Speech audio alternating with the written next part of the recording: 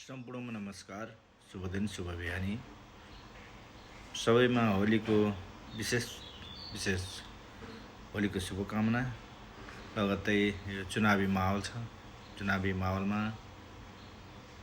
कोही रासपा, कोही काङ्ग्रेस, कोही एमाले, कोही माओवादी र अन्य पार्टीका नाराबाजी गर्दै झन्डा लिँदै दगुर्नु भएको छ। चुनाव भनेको 21 गतेसम्म हो। 21 गतेपछि तपाईँ हामी सबै दाजुभाइ एउटै चाय पसलमा बसेर एउटा चिया मगाएर गिलास दुईवटा बनाएर बाँडेर खाने हामी दाजुभाइ हो।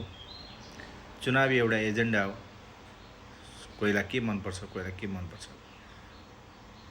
समग्रमा हामी दाजुभाइ एक हो। हामी एक घरका परिवार सबै दाजुभाइ एक आपसमा जुधेर लडेर कराएर झगडा गरेर अर्को एउटा नेतालाई ठुलो बनाउने हो। त्यो नेताले 100% नै नेपाल र तपाईँ हाम्रो भलोको लागि काम गर्छ भन्ने छैन। त्यसैले तपाईँ हामी सभ्य नागरिक भई एक आपसमा आफ्नो आफ्नो एजेन्डाहरू लिएर आफ्नो आफ्नो तरिकाले प्रचार गर्नु हुन विनम्र अनुरोध गर्दछु। र प्रचार क्रममा कसैले कसैलाई असर पुग्ने गरी प्रचार नगर्नु हुन पनि अनुरोध गर्दछु।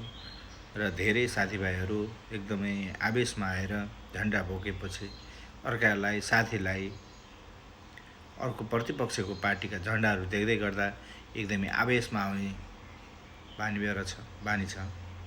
त्यसलाई चाहिँ हामी कन्ट्रोल गर्नुपर्छ। सकेसम्म एक आपसमा जुधेर होइन, मिलेर चुनावी प्रचार गरौँ भन्ने हितका साथ म मेरो प्रिय इष्टमित्र, साथीभाइ, दाजुभाइ, दिदीबहिनी, सम्पूर्ण पार्टीका शुभचिन्तकहरूलाई मेरो व्यक्तिगत तर्फबाट र म नेपाली काङ्ग्रेस प्रदेश प्रतिनिधिको तर्फबाट यस विशेष होलीको शुभकामना व्यक्त गर्दछु। जय नेपाल, जय देश। सबै मिली देश बनाऊ। पार्टी होइन, व्यक्ति होइन, देश बनाऊ। देश जसले बनाउँछ त्यसैको भलो होस्। देशको भलो जसले चाहन्छ त्यसलाई पशुपतिनाथले